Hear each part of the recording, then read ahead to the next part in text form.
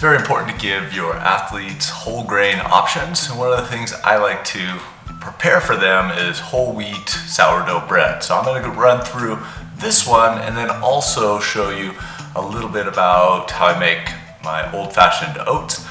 So two of them that our family really enjoy, and I'll just go ahead and get started. It's pretty easy. 3 ingredients: flour, water, salt, and just how you prepare it. I'll share some of those tips as well. So let's go ahead and just start with an easy way of measuring out. Just get a scale that's going to do it by weight. Add the starter. Go ahead and just add, I just add all of it. I just find that the salt just inhibits a little bit of the growth. So what I do is I just immediately take some bread flour and just add it back to the starter container, and then add a little bit of water. So no salt in this one. And then stir it around, and then have your starter for the next time. Okay, I really don't measure on this one, just keep it, the moisture not too high or too low. I've been keeping this starter going for about a year now, and we really enjoy it. I just keep it out on the counter just while the dough is rising, and then I put it back in the fridge. And if I haven't made bread in about a week, then I add just a little bit more flour to it just to feed it. Okay, put the lid on lightly because it's going to expand, just so you don't get the lid doesn't pop off or crack the bottle. Okay, so just lightly put that on, leave it off to the side. Now what I'm going to do is go ahead and just hit tear again, and I'm going to add about 1,000 grams or a kilogram of flour, about 500 of the whole wheat. I've ground this. I use red or white wheat. You can use red for a slightly nuttier flavor, white for a slightly lower protein, but more like white bread. So a whole wheat option that tastes a little bit more like white bread. So I typically do a mixture of those two. All right, and that one, I'm a little bit low on that, 380 grams. So I'll go ahead and just make this one a little bit heavier on the white bread. And this is going to be, this is bread flour right here, a little higher gluten. All right, and I get that up to 1,000. Looks like the cat wants to be let out. I'm gonna go do that really quick. Okay, so now I got 1,000 of the 1,000 grams of the flour in there, and we're all set now. And now we're going to add 750 to 800 grams of water. Now I typically like to add warm water to it. You don't want to do anything too hot. It can make the starter not rise as fast, but it's been in the fridge, so the starter itself won't have too hard of a problem. The other thing you want to add is salt as well, maybe even before you add the water. And what I'll do is I'll just take a tablespoon of salt, a heaping one, so about a tablespoon and a third or so, and add that to the mix. This one has a little bit of potassium in it as well, potassium chloride. So similar to bananas, it gives them the electrolytes they need, especially for athletes, for runners that are sweating a lot. Okay, so you can get that from bananas, or you can get that from the potassium salt, sodium potassium salt. Okay, now what I'm going to do is I'm going to go ahead and add the water, and let's go ahead and add the 750 grams of water to this. And just add this, and take this out and just start adding the water, watching the weight scale right here. And okay, I can always go a little bit more, like to 850. I want it a little bit more moist, a little bit more moisture content in the bread. Okay, so that one is done. And let's go ahead and just start mixing it. Mix it in, and then we'll start stretching the dough. So that'll be our next thing, is to stretch the dough to get those gluten strands to really give us some nice texture. Okay, with that bread flour there.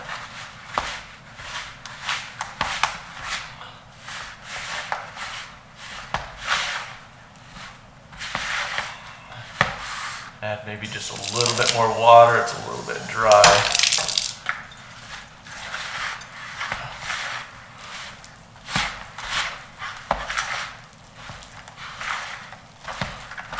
Okay, just mix it all up, get that starter mixed in with the whole wheat and the bread flour and the salt.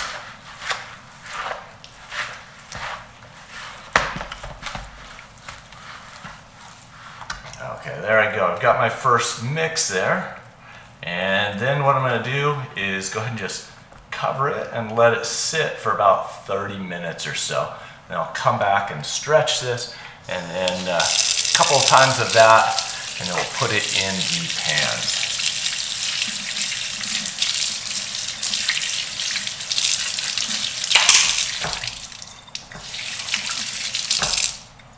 Okay, go ahead and cover it, just keep it moist, and we'll wait about 30 minutes for this next part.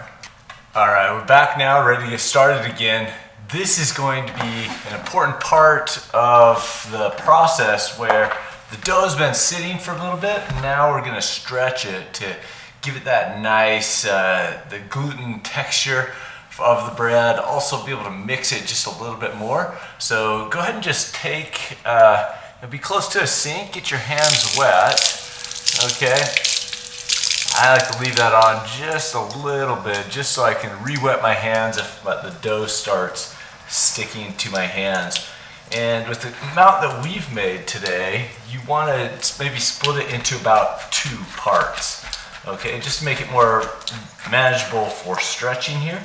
And what I'm going to do is just go and take it out, and you can see the nice kind of dough consistency here. And what we're going to do is we're going to go ahead and stretch it. Okay, so if your hands, if they start sticking, just get your hands wet again, and just, you can let it stretch this way. I just kind of fold it over, let it stretch, and mix it. Okay, do that a few times, and then go ahead and put it back in the bowl. All right, and take the other half and do that again with this other half. And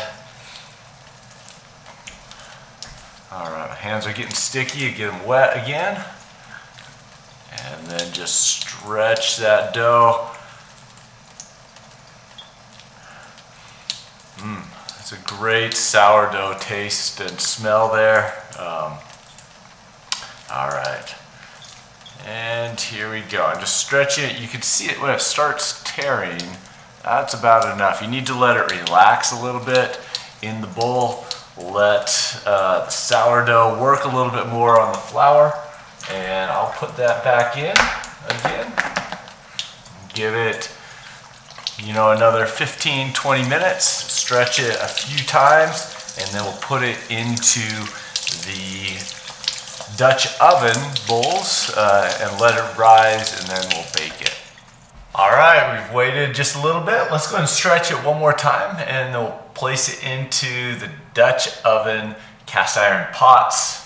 And go ahead and take it out. You can see now you've got these 2 that are not really rising yet, but they have a little bit of a texture to them.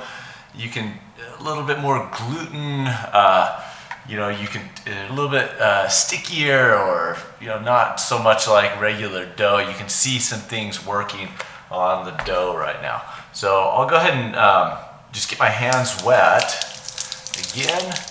Some people like to use flour to make them not stick. I like to just get them wet. And then take each one, and we're going to stretch it one more time. Okay, just let it stretch, and you can fold it and let it stretch again. Okay, if you want to make it go just a little bit faster, you can kind of flop it a little bit there, make it stretch a little bit faster, or you can just let it go down. If you're making pizza, you go like that in Italy, or however, stretch that dough. Okay, So I'll go ahead and do it for the other one as well here. Hands are starting to stick to it, so I'll get them wet again. And let's just go ahead and stretch this dough. Okay, that's looking really good now. All right, so what I'm gonna do now is I'm gonna wash up my hands, and you get the parchment paper and put that into these Dutch oven cast iron pans. Okay, so I've got 2 of these. Typically put down just a cutting board here just because they are cast iron and they can potentially scratch the counter. Take parchment paper, okay, non-stick parchment paper, and I'll tear off a sheet of this.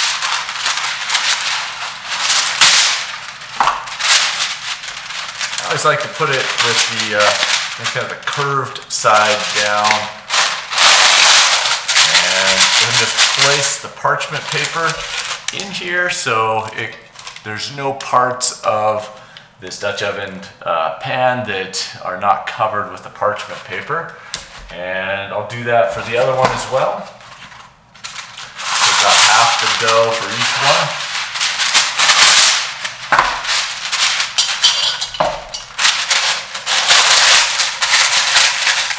All right, now you wait just a little bit. You can stretch the dough again just one final time before placing it in there. Some people use the refrigerator technique. They'll let their dough stay in the refrigerator overnight just so it gives a nice form, a round form to the loaf. I don't care about that as much, just as doing it quickly. Okay, so I like to just make it in one day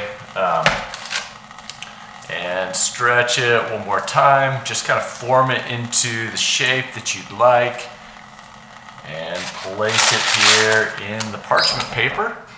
And then what I'm going to do is do it for the other one as well.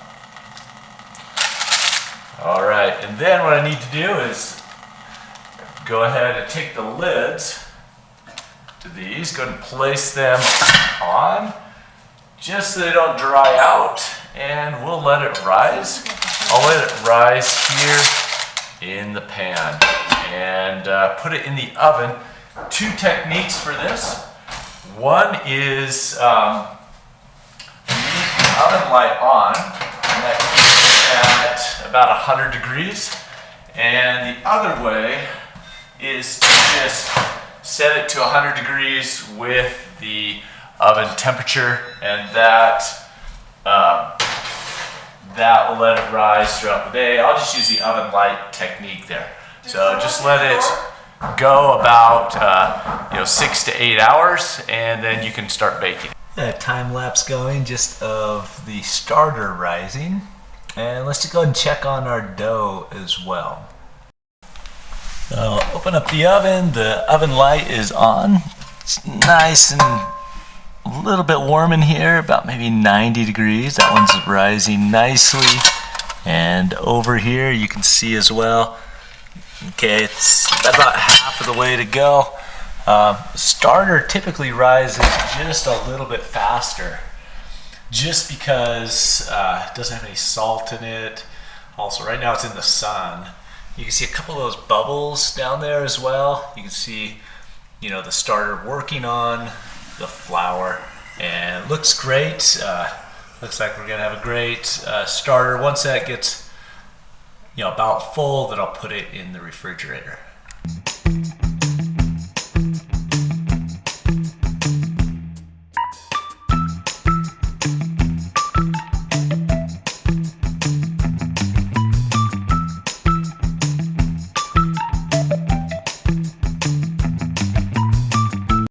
Cook the bread at 425 for about 1 hour. I typically just leave the pans in the oven for the full hour, and even during the preheat, and they come out great after about 107 minutes with the preheat.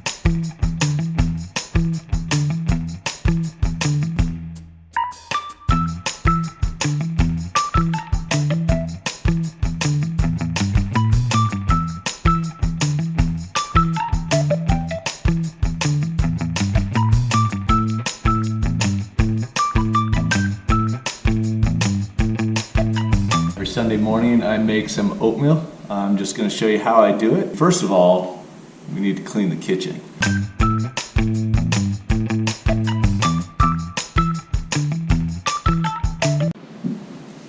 Alright, now we're going to get out the pan, and I've got this induction burner. 2 times water to oatmeal. I use the old-fashioned oats, not the quick oats. The quick oats kind of become mushy. The old-fashioned oats have a lot more texture. And I don't worry about making too much because later in the week I just throw it in the fridge and then it goes into smoothies later. So it's a great way to make some oatmeal. The induction burner is really fast. Only certain types of pans work with the induction burner, but it's electricity based. Just fill it up right to that little tab right there. Throw it on the induction burner. Okay, now that the induction burner is going, I'm going to go ahead and slice up some fruit, and I'll put that off to the side with some bowls and spoons.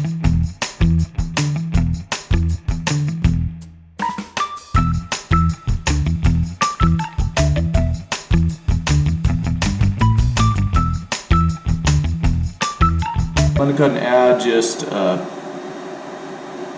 bit of salt. This is about 10 cups of water. And I'll add 5 cups of the old-fashioned oats, and I'll go ahead and add the salt here. 10 cups of water, 5 cups of old-fashioned oats.